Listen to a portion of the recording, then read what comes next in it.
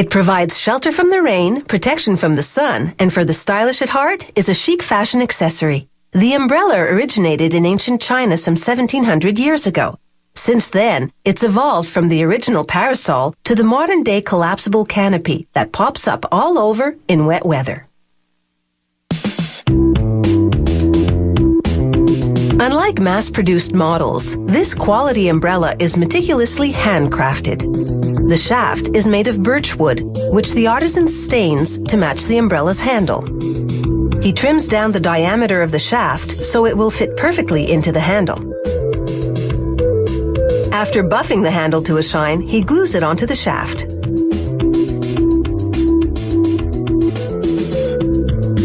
The artisan forms two springs from wire made of nickel silver, a type of metal that can withstand extreme tension.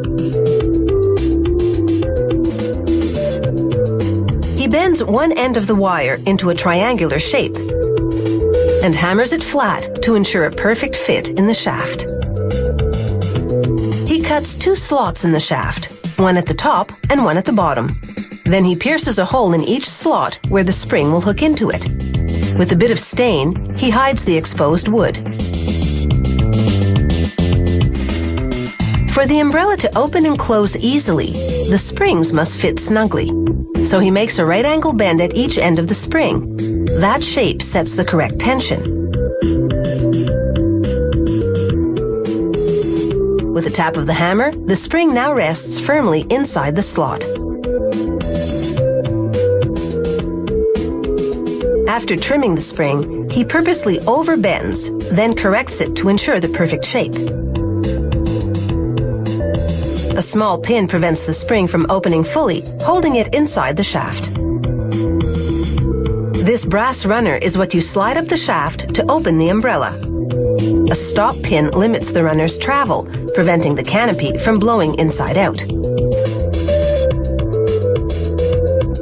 He fits a length of tying wire around a slot in the runner, then threads the canopy's 8 ribs onto the tying wire. The ribs are made of a type of steel that's strong yet flexible, so they curve into a domed shape when you open the umbrella, then straighten out again when you close it.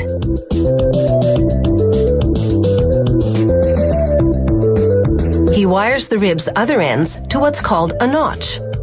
Once wired into the notch's opening, the ribs rest just below the handle line. At the spot where the notch will sit on the shaft, he drills a hole for the pinning wire that holds it in place.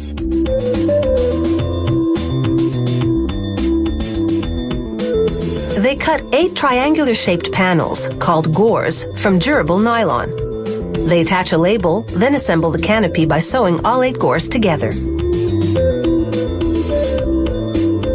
A worker now inserts 8 metal tips onto the horizontal mandrel of this machine.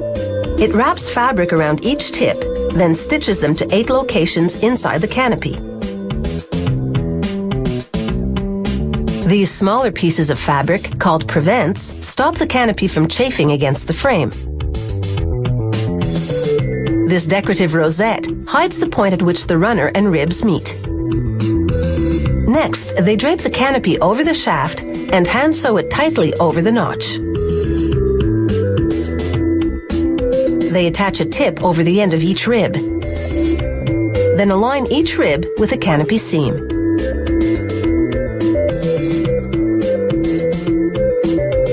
After checking the fabric for imperfections, a worker secures the ribs in position by sewing them to their respective seams.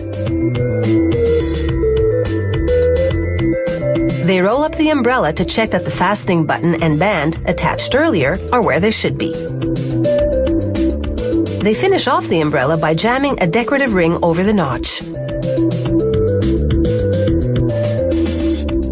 Then they crown the top of the shaft with a ferrule, a brass cap with a protective steel tip.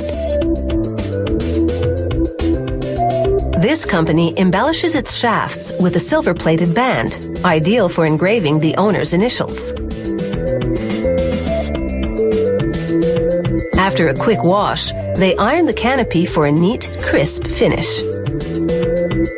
The final touch is a matching cover, one you can slide off in an instant if you're caught in a sudden shower.